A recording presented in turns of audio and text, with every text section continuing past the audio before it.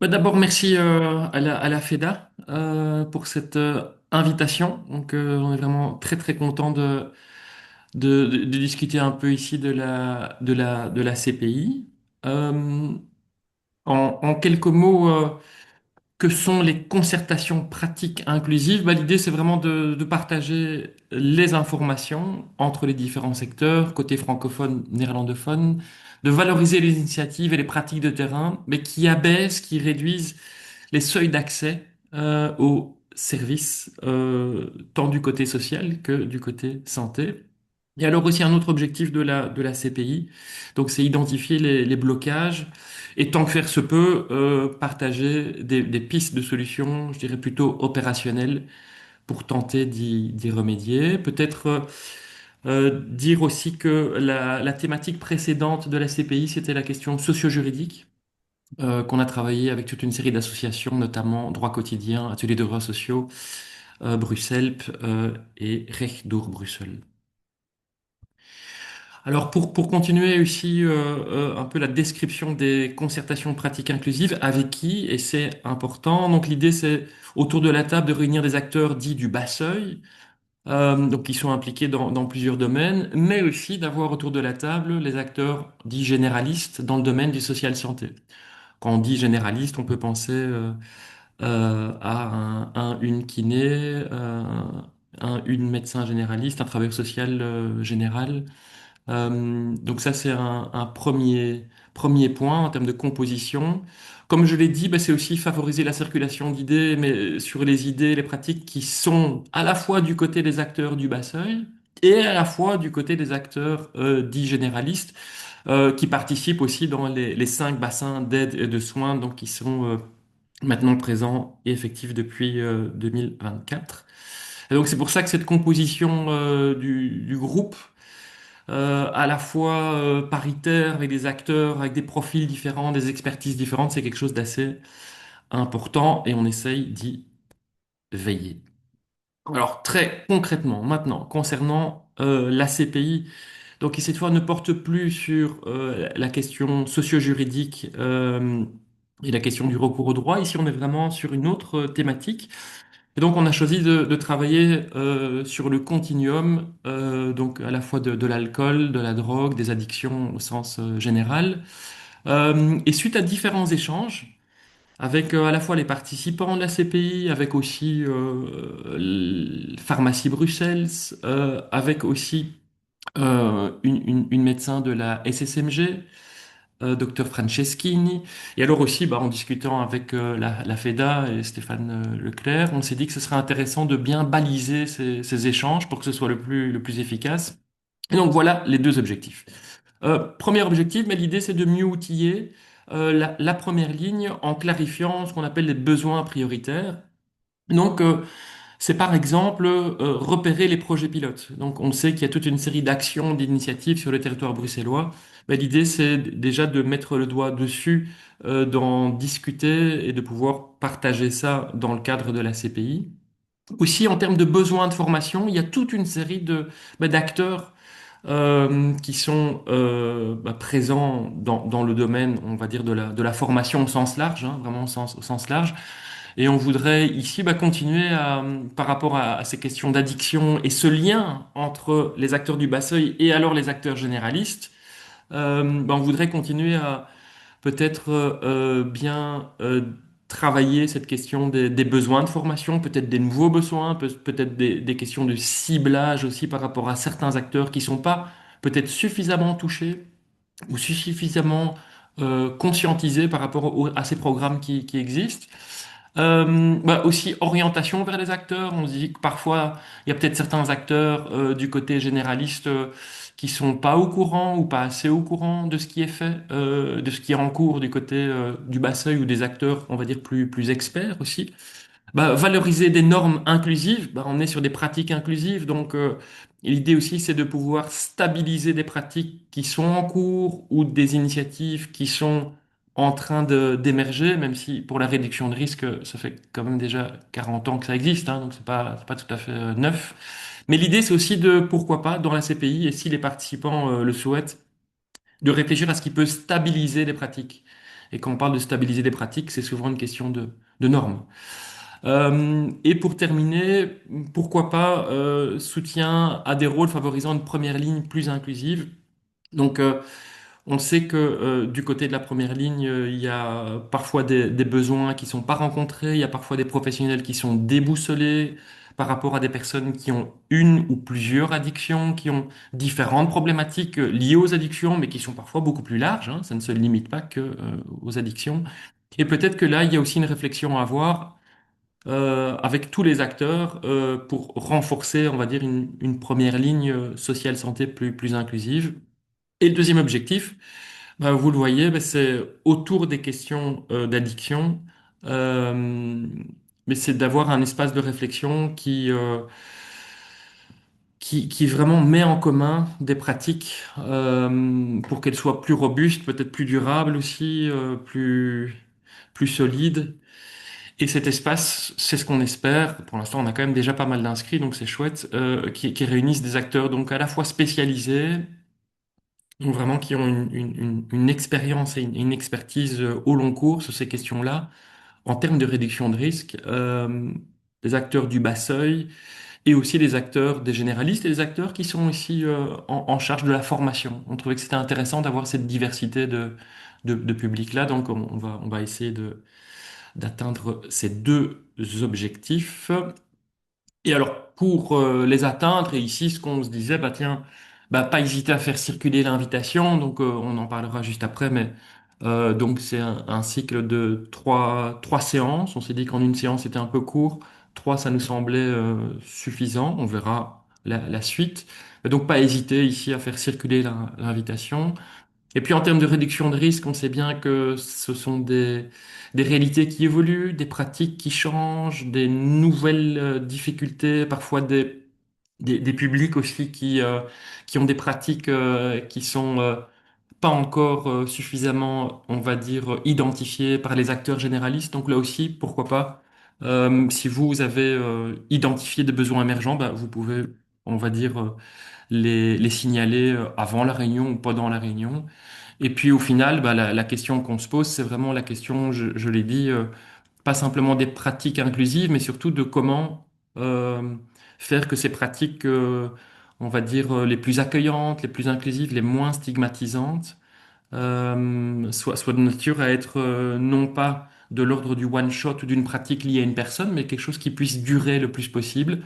Et à discuter, est-ce que c'est plutôt l'axe formation qui devrait être approfondi ou en parallèle, ça peut être aussi en parallèle des projets pilotes qui sont en cours et qui pourraient être un peu discutés et affinés dans le cadre ici de la CPI, ou alors la question de normes. Et quand on parle de normes, c'est évidemment normes au sens large. On aura peut-être l'occasion d'en reparler. De manière très pratique, donc il s'agit de réunions, donc sur un format de 3 heures. Donc la première, c'est le 11 juin. La deuxième, c'est le 1er octobre. Et la troisième, c'est le 10 décembre. Le lieu, donc c'est tout près de la gare centrale, c'est le Commons Hub, donc rue de la Madeleine. Des sandwichs sont prévus. Et à ce stade, on a une petite quinzaine d'inscrits avec, pour la séance du 11 juin, toute une série d'acteurs du Housing First, des CPS, Vivalis, plusieurs acteurs communaux aussi, infirmiers de rue. Voilà, peut-être que ça peut encore évoluer. Mais en tout cas, pour l'instant, on commence à avoir quelques inscrits pour la séance du 11 juin. Voilà, je pense que c'est terminé ici. Merci beaucoup, Fabrizio, pour cette présentation très claire. Euh, je vois que Renaud et Vincent ont débloqué leur micro. Il y a peut-être des questions directement.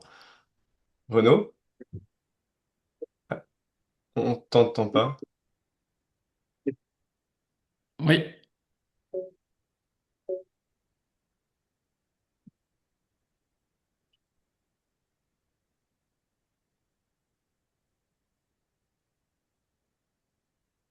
Vous m'entendez là? ouais, Oui. parfait. Ah voilà, désolé, c'est mon casque qui doit déconner. Excusez-moi, j'avais juste deux questions. Est-ce que c'est trois réunions qui se suivent? Donc on attend des participants qui participent aux trois ou bien c'est trois fois la même réunion avec Non, d'autres non. personnes. Donc l'idée, c'est que ce sont des réunions qui suivent un processus, et donc Oui, c'est ça. on va commencer par, on va dire, ouvrir la première réunion de manière très globale, très large, identifier ce que les participants veulent, je dirais, travailler en priorité. En fonction de ce qui ressort de la première CPI, on va alors ajuster le casting, le travail et l'animation pour la deuxième CPI, et pareil pour la troisième CPI. Et deuxième question, comment vous assurez que les personnes bénéficiaires qui ont vont participer à ces réunions et que ce ne soit pas juste une réunion de professionnels de l'accueil et de la santé? Oui, donc ici, Brusano, c'est vrai que de notre côté, c'est vraiment des espaces qui sont consacrés aux professionnels du social santé dans leur diversité, on l'a dit. Maintenant, il peut y avoir des proches et autres, mais je dirais que vraiment le public des CPI, et qu'on a travaillé sur la question socio-juridique et avant ça sur d'autres questions, en tout cas cet espace-ci est un espace limité, et c'est déjà un solide défi à la diversité des acteurs social santé, et j'insiste, tant francophone que néerlandophone.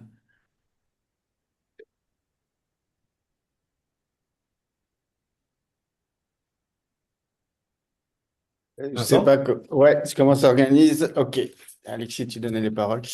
Ok, ben super, merci pour la présentation. Et effectivement, c'est chouette qu'ils puissent, ces rencontres puissent être préparées un petit peu en amont avec nous. Donc merci pour ça. Alors juste, moi je voulais revenir, j'ai peut-être loupé en fait l'explication au début, mais donc tu parles beaucoup de réduction des risques et exclusivement de réduction des risques. C'est le vous vous limitez à ça, à cette dimension-là de la prise en charge addicto? Est-ce que vous voyez d'autres Oui, oui. Bah, dans le continuum de soins, la réduction des risques, c'est quand même un axe préventif. C'est pas un axe Mhm, de traitement et de soins. mhm, mhm, Donc, si vous parlez à des médecins, à des pharmaciens, la réduction des risques, certes, c'est intéressant de leur faire connaître, mais ils interviennent mhm, plutôt dans le traitement et dans le soin. mhm, Donc dans une logique de rétablissement. Mais tout ça mhm, se complète, hein. ouais, Nous, en Addicto, à la masse, on fait de la réduction mhm, aussi, c'est de la réduction mhm, des risques, mais mhm, notre mission première, c'est le traitement de l'addiction. mhm. Oui, oui, je vois. Après, ici, c'est vrai que le scope sera après peut-être ajusté, affiné en fonction des participants. On a mis délibérément, on va dire, l'accent sur à la fois la question des produits, d'une part, et à la fois la question de la réduction de risque, parce que on avait l'impression que, on va dire, la culture de réduction de risque pouvait aussi tout à fait circuler du côté des acteurs généralistes. Et en tout cas, en discutant, par exemple, avec la SSMG, on avait plutôt l'impression que la question de la réduction de risque pouvait aussi résonner auprès des acteurs qui précisément n'étaient pas spécialement soit formés dans leur cursus, ou soit sensibilisés à une approche qui soit pas stigmatisante, ou qui ne vise pas directement l'arrêt du produit ou l'abstinence. Mais après, voilà, sur la question du curseur, jusqu'où on va, la question du rétablissement, c'est une vraie question. J'irai plus de méthode. Donc, moi, on en a parlé d'ailleurs avec Pablo, donc au sein de Bruxelles, Pablo Niquez, qui travaille sur ces questions Mhm. maintenant depuis Ouais. des années et des années. Donc, Mhm, mhm. il nous a aussi, on va dire, ouvert les yeux sur cette question. Donc, moi, je n'exclus pas en fonction de la réalité des participants autour de la table. Je- c'est pas à exclure d'intégrer aussi ce volet-là. À voir. Ouais, parce que, oui, c'est ça. Aujourd'hui, parfois la réduction des risques obscurcit un petit peu ou englobe un tout, alors que D'accord. finalement, dans le continuum de soins, le Mhm. travail se différencie un petit peu de là où on se situe. Oui, oui, Et du coup, parfois aussi donner une idée trop simpliste de aujourd'hui, il faut oui. ouvrir des salles de conso, c'est ça qui va régler le problème des Mhm. addictions. Mhm. Et du coup, si c'est un processus de formation en 3 étapes qui cherche aussi à... peut vraiment être pas mal d'aller visiter à quoi servent tous ces outils et à quand ils interviennent, comment bien orienter déjà des personnes consommatrices, Tout à fait. où elles Tout en à fait. sont et pourquoi les envoyer plutôt à une salle de conso ou plutôt dans un centre ambulatoire ou plutôt à Tout à fait. l'hôpital. En fait, il y a quand Tout à même fait. déjà de Oui. grandes idées à clarifier là-dessus. Oui. Oui. Voilà. Donc... Alors, il y a aussi un élément intéressant justement sur notre monde spécialisé Mhm. à prendre en compte, c'est que bah, tu parlais des produits, c'est effectivement intéressant de s'arrêter autour des produits Mhm. pour une raison, bah, déjà ils produisent pas les mêmes effets, Mhm. Mhm.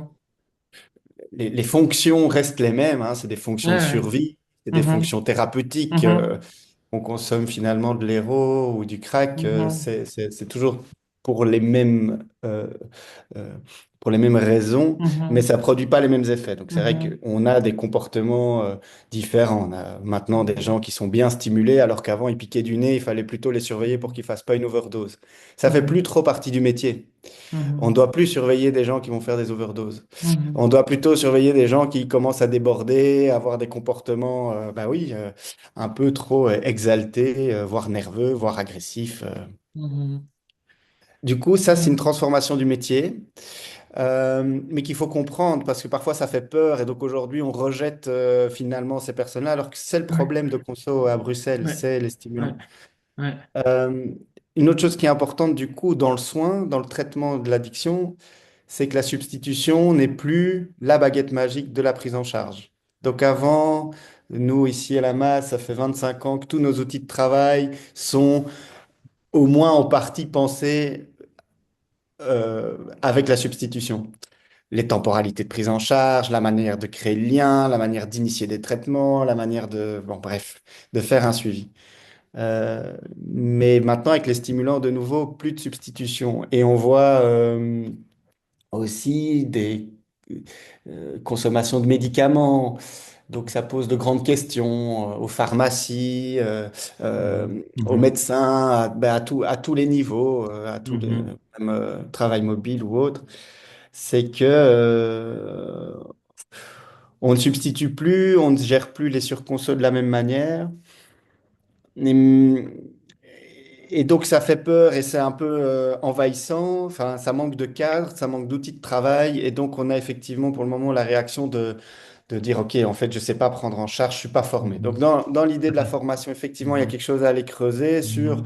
qu'est-ce que c'est que ces nouveaux produits et comment les prendre en charge quand même. Donc il y a moyen de mettre des cadres de Mhm. travail avec ces gens-là pour rentrer quand même dans un lien de soins qui vise Mhm. une stabilisation avant tout.